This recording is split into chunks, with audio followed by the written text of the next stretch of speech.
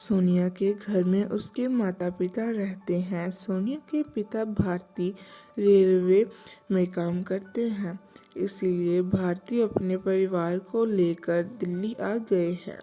सारा परिवार बहुत ही ज़्यादा खुश होता है, ज़िंदगी बहुत अच्छे से कट रही होती है। लेकिन तभी एक ऐसी घटना घटती है जिसके कारण सारा परिवार हिल जाता है। सोनिया की मां सुजाता का कार एक्सीडेंट में ही देहांत हो जाता है। सोनिया अभी बच्ची होती है, लेकिन फिर भी मां से दूर जाने का गम किसे नहीं होता। पिता भारती भी सुजाता के जाने का गम भुला नहीं पाया। वह दिन रात सुजाता को याद करता है और रोता रहता है। भारती ने सोचा, अगर मैं यहाँ दिल्ली रहा तो मैं सुजाता को ही याद करता रहूँगा और रोता रहूँगा। सोनिया का भी मन नहीं लगेगा, इसीलिए मैं अपने गांव माता पिता के पास कुछ दिनों के लिए चला जाता हूँ। इस तरह भारती अपने गांव चला जाता है। वहाँ जाकर भी भारती सुजाता को नहीं भूल पाता। वह सारा दिन उसे याद करता रहता है और रोता रहता है। भारती के माता पिता भारती को ऐसी हालत में देखकर बहुत दुखी होते हैं और सोचते हैं क्यों ना हम भारती की दूसरी शादी करवा दें, क्योंकि भारती भी अभी जवान है और सोनिया की भी उम्र सिर्फ 4 साल की है। भारती की जिंदगी में उसकी नई पत्नी आएगी और उसका भी ध्यान रखेगी और उसकी बेटी का भी। जब माँ ये बात भारती से करती है तो भारती साफ साफ मना कर देता है और कहता है कि सुजाता की जगह कोई और औरत नहीं ले सकती। तब माँ भारती को समझा आती हैं, देखो बेटा, तुम तो जैसे तैसे अपनी ज़िंदगी काट ही लोगे, लेकिन तुम्हारी बेटी को तो माँ की ज़रूरत है ना। वह तो अभी बच्ची है, वह कैसे सारी ज़िंदगी बिना माँ के काटेगी। इस तरह से सारा परिवार भारती को समझा बुझाकर उसको शादी के लिए मना ही लेता है। इस तरह से भारती की शादी कोमल नाम की एक सुंदर सी लड़की के साथ हो जाती है। कोमल एक गांव में रहने वाली लड़की है। कोमल ज़्यादा पढ़ी लिखी तो नहीं होती, लेकिन घर का कामकाज अच्छे से जानती है। कोमल के लिए भी ये रिश्ता थोड़ा सा अजीब होता है। वह न सिर्फ एक पत्नी बनकर उस घर में जाएगी, बल्कि साथ साथ एक माँ भी बनेगी। फिर भी कोमल अपने मन को समझा ही लेती है, कोई बात नहीं, जो भगवान की मर्जी वही सही। भारती के मन में डर होता है कि उसकी नई पत्नी उसकी बेटी का ध्यान अच्छे से रख पाएगी या नहीं, क्योंकि सौतेली माँ तो सिर्फ सौतेली ही होती है। लेकिन कोमल जिस दिन से ब्याह कर भारती के घर आती है, उसी दिन से वह अपने से ज़्यादा ध्यान सोनिया का रखना शुरू कर देती है। कोमल सारा दिन सोनिया के साथ खेलती और खाने पीने का पूरा ध्यान रखती। कोमल का ऐसा व्यवहार देखकर भारती बहुत ही ज़्यादा खुश होता है।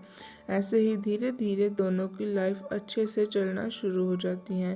पहले 3-4 साल तो कोमल सोनिया का बहुत ही अच्छे से ध्यान रखती है, उसे किसी भी बात की कमी नहीं होने देती। लेकिन बाद में कोमल एक बेटी को जन्म देती है।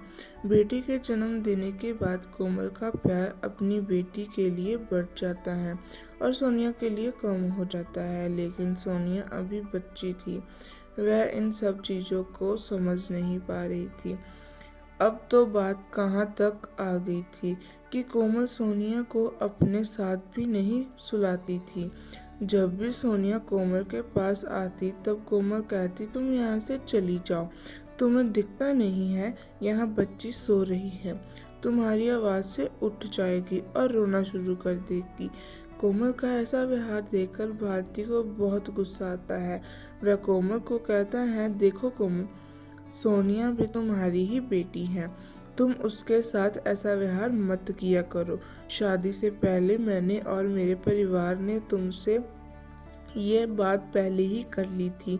तुम एक पत्नी ही नहीं बल्कि एक माँ बनकर इस घर में आई थी। अब हमारा एक और बच्चा हो गया है, तो इसका मतलब ये नहीं कि हम अपने दूसरे बच्चे से कम प्यार करना शुरू कर दें। भारती के इतना समझाने के बाद सपना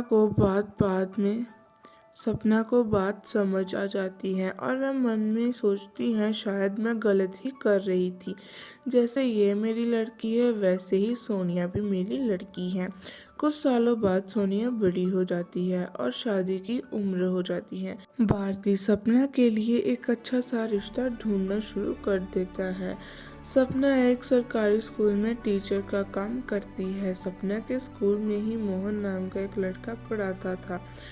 सपना मोहन को बहुत ही ज़्यादा पसंद करती थी, लेकिन उसने कभी ये बात मोहन को नहीं कही थी। मोहन के मन में भी सपना के लिए प्यार था, लेकिन वह भी ये बात कभी सपना को कह ही नहीं पाया।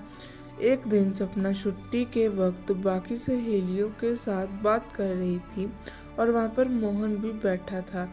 सपना ने कहा, मेरे पिताजी मेरे लिए एक लड़का ढूंढ रहे हैं, बस फिर क्या, मेरी भी अब शादी हो जाएगी। यह बात मोहन सुन लेता है। वह सोचता है, अगर मैंने अभी सपना को नहीं बताया कि मैं तुम्हें पसंद करता हूँ तो बाद में बहुत देर हो जाएगी। मोहन सपना के घर जाता है और सपना के पिता के साथ बात करता है और कहता है, अंकल जी, मैं सपना के साथ स्कूल में पढ़ाता हूँ। मुझे पता चला कि आप सपना के लिए एक लड़का ढूंढ रहे हैं। अगर आप बुरा ना मानो तो मैं आपको एक बात बताना चाहता हूँ। तब सपना के लिए उसके पिता सोचते हैं और कहते हैं, हाँ बेटा बोलो, क्या बात हो गई। तब मोहन कहता है कि मैं सपना को बहुत ही ज़्यादा पसंद करता हूँ और उससे ही शादी करना चाहता हूँ। यह बात सुनकर भारती हैरान हो जाता है और कहता है, क्या ये बात सपना को पता है। तब मोहन कहता है, नहीं, मैंने कभी भी इस बारे में सपना से बात नहीं की। भारती कहता है कि रुको बेटा, मैं अभी आता हूँ तुम्हारे पास 2 मिनट में। भारती अंदर कमरे में जाकर सपना से पूछता है, सपना, क्या मोहन अच्छा लड़का है और क्या तुम भी उसे पसंद करती हो। तब सपना कहती है, हाँ, मोहन एक बहुत ही अच्छा लड़का है और संस्कारी लड़का है। मैं भी मोहन से शादी करना चाहती थी, अगर आपकी इजाज़त हो तो। तब भारती कहता है, भला इसमें मैं मना क्यों करूँगा। अगर वह अच्छा लड़का है और संस्कारी लड़का है तो मैं कल ही उसके परिवार वालों से जाकर मिलता हूँ और रिश्ते को आगे बढ़ाता हूँ। वहीं उस वक्त भारती की पत्नी कोमल आ जाती है, तो वह बात भारती कोमल को बताता है। तब कोमल कहती है, चलो कोई नहीं, हम कल मिलते हैं मोहन के परिवार से। सारा परिवार अगले दिन मोहन के घर चला जाता है और रिश्ता पक्का कर देता है। कोमल के लिए अब मौका था अपना प्यार अपनी बेटी को दिखाने का। इसीलिए कोमल अपने सारे जेवरात, सोने की बालियाँ और दहेज में दे देती हैं और उसकी शादी बहुत ही धूमधाम से करती है। कोमल के मन में होता है कि सपना ये ना सोचे कि उसकी सौतेली माँ शादी कर रही है। उसे सिर्फ यही रखना चाहिए कि उसकी असली माँ ही उसकी शादी कर रही है। इसीलिए मैं कोई भी कमी नहीं होने दूंगी उसकी शादी में।